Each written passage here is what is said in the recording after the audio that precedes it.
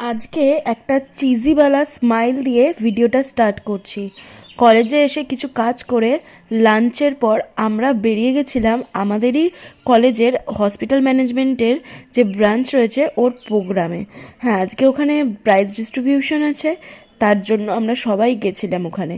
ফার্স্টে লাঞ্চ নিয়ে আমাদের যে বসার জায়গার অ্যারেঞ্জমেন্ট করা হয়েছিল ওখানে গিয়ে বসে আমরা পুরো প্রোগ্রামটা দেখছিলাম। লাঞ্চে দিয়েছিল ওরা ওখান থেকে বিরিয়ানি, কিন্তু যেহেতু স্যাটারডে ছিল তাই আমি বিরিয়ানিটা খাইনি আর বাড়িতেও নিয়ে আসতে পারবো না, তাই অগত্যা ওখানেই একজন স্টাফকে আমি দিয়ে দিই বিরিয়ানিটা।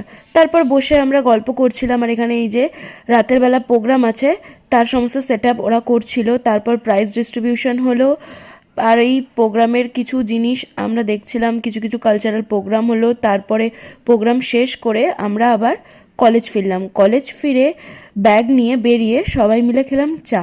ব্যাস, দিনটা এভাবেই কাটে।